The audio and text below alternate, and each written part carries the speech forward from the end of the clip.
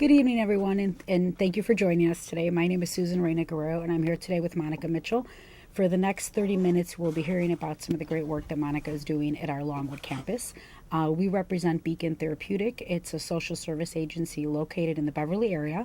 We've been in existence since 1968, and we offer a myriad of services really designed to work with children and their families, particularly children and families who have significantly disadvantaged beginnings, and we'd like to think we're creating new endings to those beginnings. We do this through a variety of programs, and I'm going to put, to begin with, our contact information up. We have 4 different locations. We have our administrative offices that are located in 1912 West 103rd. Our homeless outreach services are located 117th and Western. Our high school is located in Calumet Park. Our elementary school and our outpatient programs that we'll be hearing more about today are located at our address at 10650 South Longwood. Our homeless services really reach throughout the city of Chicago, and we have a variety of homeless programs. Our homes programs and our PATH program really targets vulnerable families with mental illness and assorted complex issues that they really need someone from the outside to really help them find stability and housing.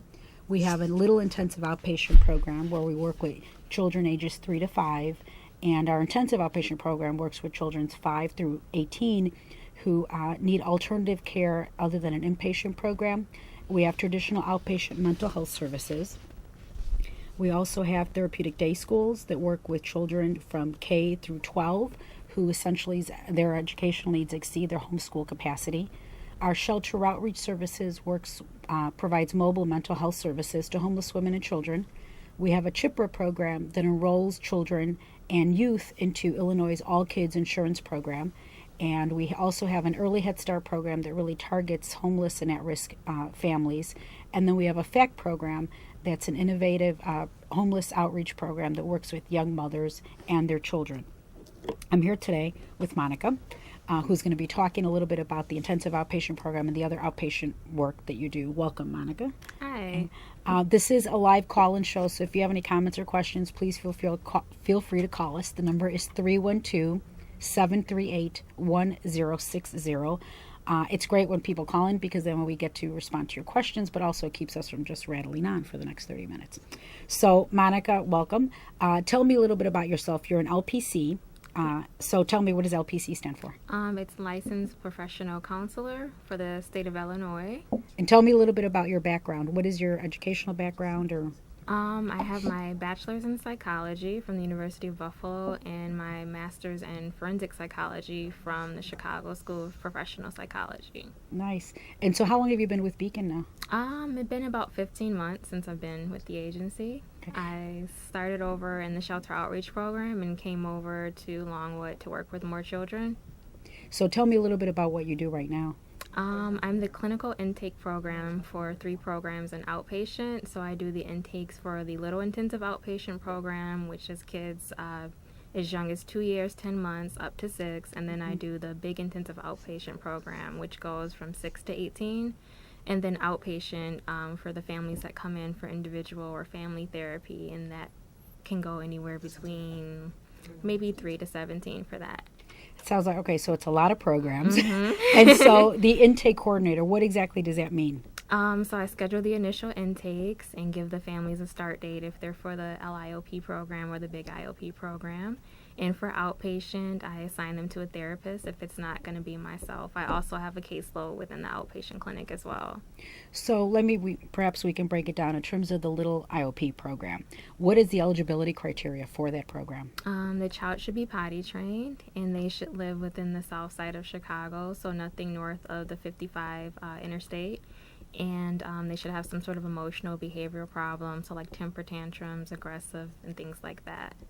And if I recall correctly, the design of this program really is geared towards children whose behaviors are such that they can't handle regular Head Start or their daycare or traditional forms of child care. So what would you say are some of the issues of the kids that we work with? So they do have the aggressive, so they'll have the temper tantrums, the biting, the kicking, the screaming, the spitting. A lot of times they have problems with regulating themselves and calming down, so we help them to manage their emotions, and the goal is to help them prepared to go into a non-therapeutic setting. So tell me a little bit about what some of the activities are. And then as you're talking about, I'm going to put some of the images of our kids because these are really amazing little children that we're talking about. So what are some of the activities that they do in Little IOP? So the day starts at 9, and they usually come in, they have breakfast. There are 4 what we call milieus, which basically mean like the units where the children are, and in each unit there's about 4 to 5 kids, and they have snack and a lot of therapeutic activities that focus on socialization. We do yoga with them, a lot of different crafts. There's a speech therapist that comes out for the children that need it, and we also have some art therapists and art therapy interns that come out and work with them as well. So it's a lot of socialization with them, and then in the summertime we work on having them go out. We have what we call Family Day once a month where the parents can come in with older siblings, and then they get to interact and see what the program is like as well. And I know there's also, I mean, this isn't daycare and this isn't Head Start. So what differentiates this type of program from those other programs? And I think, and if I can answer that a little bit, it's the staffing. So what are the staffing credentials of the folks that are working with the children? Everybody that works with the children has a master's degree. So they're what we would call qualified mental health providers. And we have one mental health provider, whose bachelor's level that works around to assist.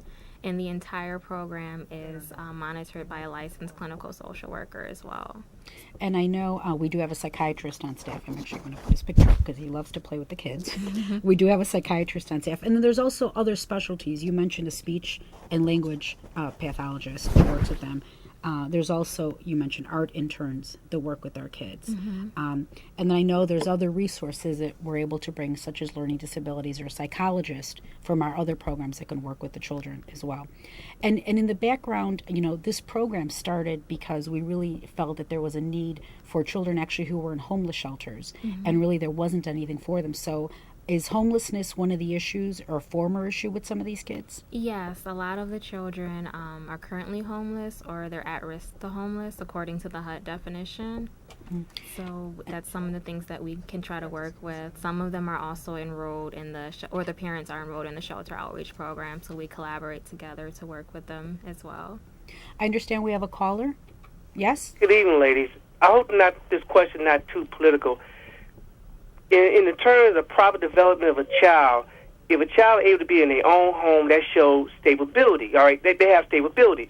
Now, why we did not hold political people like Mayor Daley feet to the fire when he made a pledge where he is going to stamp out homelessness in the city of Chicago.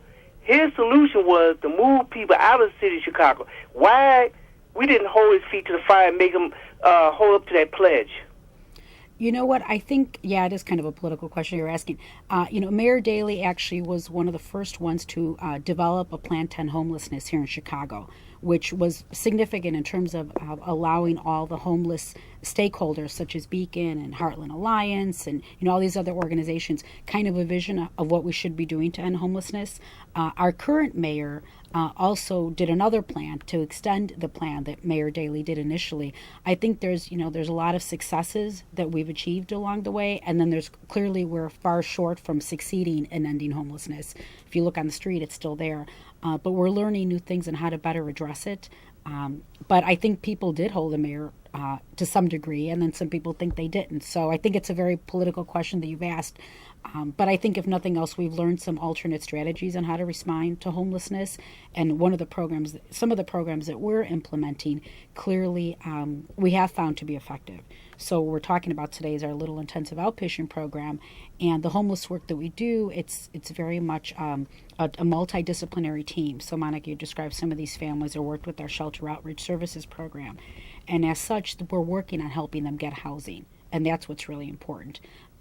So your work is, going back to your work is that you're doing the intakes and eligibility for them. Do you also work with some of the Little IOP families, or you're just their initial entry into the program?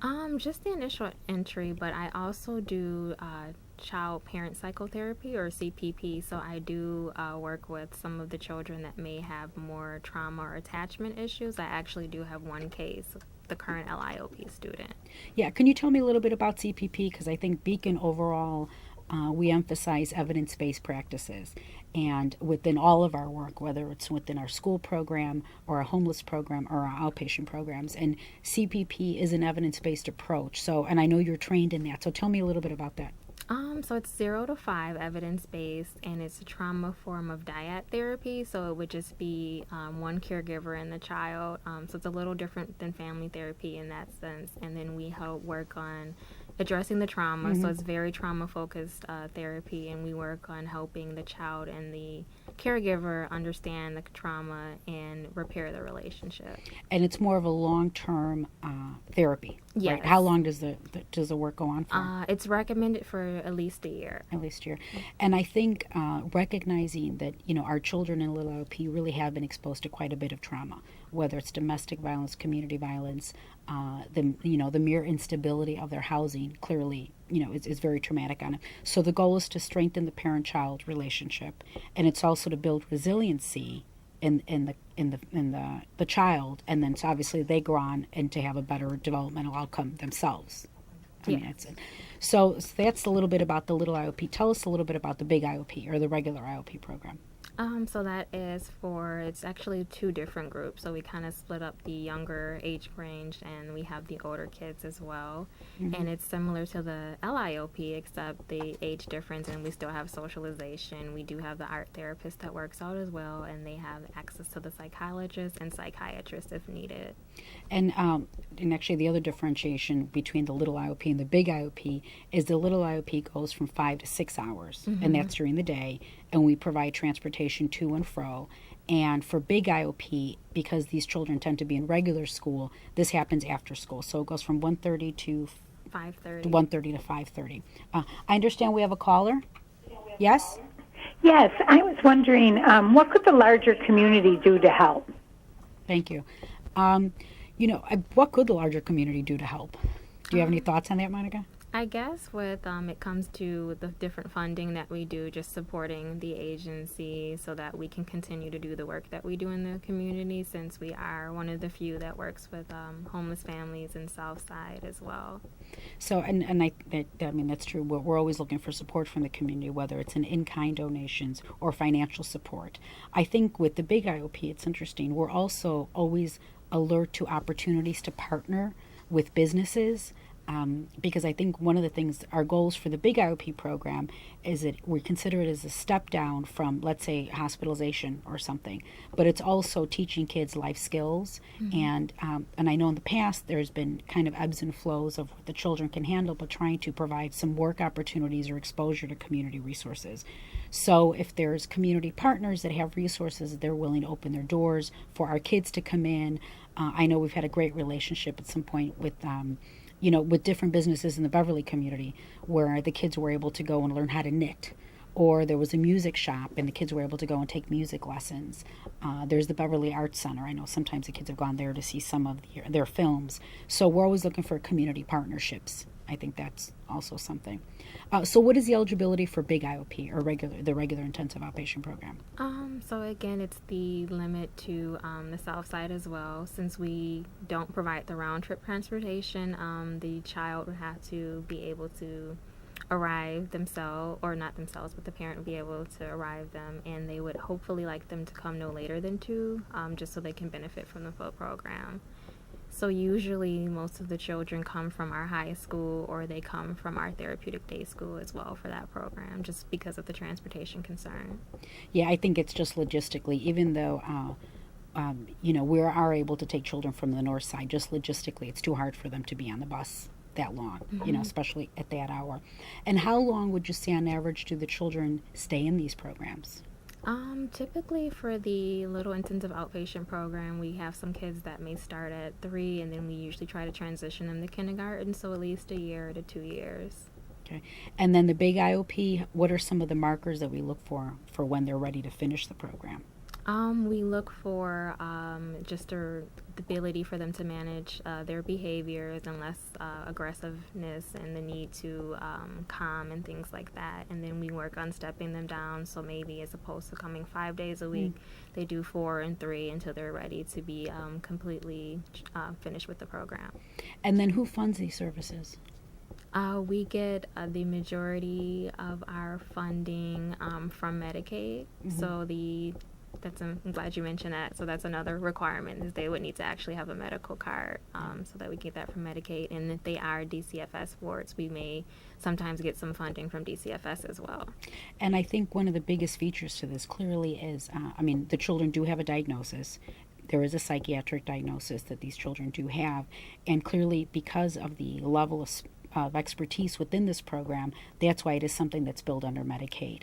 And it is something that, the alternative for some of these kids is maybe hospitalization or some other involvement with some other system. So that's why, in terms of it being an effective program for some children, it really, in the end, it's an effective means of intervening for kids. So the work sounds very stressful. How do you keep yourself going? What kind of motivates you to keep on doing this work? I guess it's just more so my passion working with the children, and every day is pretty much a different day, so it just kind of helps keep it exciting and challenging as well. What have been some of your success stories, your go-to feel-good stories? Can you share one? Sure. I guess it would be more so, since we're talking about the LIOP and Big IOP program, it could be one person that's actually a CPP case of mine and just noticing a big difference with, he's been in the program for about a month. So how he was when I first did the intake with him versus our CPP session about a month later, he just seemed to be able to kind of regulate and just very able to deal with structure and things like that, which he wasn't able to deal with when I first met with them. So you can already see improvement. Yeah, that's great. And you're describing regulating and deal with structure. These are healthy skills that kids need to have when they go off into kindergarten, some other structured setting. So yeah, that would be kind of neat to see that kind of an improvement. The other program you mentioned is the regular outpatient clinic program. Tell me a little bit about that. So again, with that, you need the medical card, and we do individual or family therapy with families in specific neighborhoods. So Beverly, Morgan Park, Auburn, and Mount Greenwood are the 4 neighborhoods that we service in the clinic. And they also have access to the psychiatrist as well. Our psychologist actually has a caseload within the clinic, as well as myself and 4 other therapists as well. And clearly, that the outpatient clinic really is geared towards anybody in need of mental health services. So yeah, and you described the psychiatric services as well. So anybody, if they may need medication, can access those services as well. And it's all covered by Medicaid. Yes. Okay. What would you say, and we're describing these services, what if somebody weren't to get the services they need? In terms of, for the intensive outpatient program, what are the alternatives if these kids don't get these services? Usually, if the kid can't be handled in the school setting, sometimes they may have to hospitalize them or talk about putting them in a residential setting as well. And then as far as the outpatient goes, a lot of times the kids don't get the services, so the schools struggle with them. We actually do have a couple of schools that regularly call in to see if we have openings so that we can work with some of the kids that are exhibiting problems in their school as well. So clearly it's for children who are currently in a crisis or children who the concern is that they're going to be in crisis unless something happens quickly. Yes. So hence we get involved. And so you're describing these 3 programs. How long does an intake take? Typically between 1 to 4 hours. We just kind of go over the paperwork, a couple assessments, and then we do like a full psychosocial history on the child and some information about the caregiver as well. Is there currently a wait list? Actually, our outpatient clinic, we will have a wait list as of this week, and also Big IOP currently has a wait list. It's actually quite a few children on that. I'm going to put our overhead information on. And LIOP, we're expected to possibly have some openings towards the end of the year, like August as well. But we do currently have a wait list for that program. And how many children could we accept into the Little IOP? Totally 20. Okay. And so this is the contact information, 773-881-1005. Yes. And so they can call and ask for you. Yes. Okay. So our website, www.beacon-therapeutic.org. So from when they call to schedule an appointment, they may be, what does the process look like? So if do they get put on a wait list and they get called, or how does that work? If there's openings, we can schedule an intake, and what we do is we usually take time to just staff it amongst all the other therapists in the program, and then we give them a start date and set up the transportation. So generally from the time from the intake to the actual start date, it could be up to 2 weeks. Okay. But for outpatient, it could be, because it's a different process, so they could come in and see the therapist the following week after their intake. Oh, that's good. That's good. And so, but there's a wait list right now for the outpatient clinic. Yes. And I think, wait lists are very difficult when people are trying to access services. I think, though, there's been an elimination of so many resources on the south side, so that at this point we're getting a lot of referrals from all over. So we have to make sure that they're within our catchment area. And then what if they're not? Do we try to link them up with other resources? Yes, I usually do refer them based on their neighborhood to try to find some agencies that will take them. And if they do have the medical card, there are a couple other agencies that will accept the medical card as well. That's good. And then if they're on the waiting list, is there any kind of outreach that's made to them if they're on the waiting list? Yes. Generally, I call in about twice a month just to check in to see if there's any new concerns, if the family's still interested in services, if there's any kind of crisis or situation with the child. And I think the goal to that is clearly if there's anything new or anything that's crisis related, as you said, we would provide some at least crisis intervention if need be. We're almost out of time. I wonder if you have any other thoughts or any other information you'd like to share about the program. Well, I guess I can share that with all 3 of the programs, we definitely do a lot of positive work with children and families. And as far as the Little IOP program, we have the opportunity to really interact with the child and the family. As I mentioned before, we have the family days, and we also have a foster grandparent program where there's 2 grandparents that volunteer to work with the kids as well. Yeah, I think I put the picture up of our foster grandparent because I think we end up doing some of the life skills work. And I think, what are they doing, music there or something like that, which is great. So that's a nice opportunity for the kids to be around older adults and interact with them. Are there other interns or other folks that work with the Little IOP? Yes, I think every year we have at least 2 social work interns that work, and they help out in the different milieus in addition to the art therapy intern that we have as well. And then the program runs Monday through Friday? Yes. Not weekends, not holidays? No. Okay. And then lunch is served for the kids? They get lunch, breakfast, and about 2 snacks. Okay. All right. Well, that wraps us up for the day. Thank you very much, Monica. I Thank appreciate you joining us today. And we will see everyone again next week. And I'm going to put some contact information on as we're wrapping up. So if you want further information about what we've spoken of today, please feel free to contact us you can check us out at www.beacon-therapeutic.org.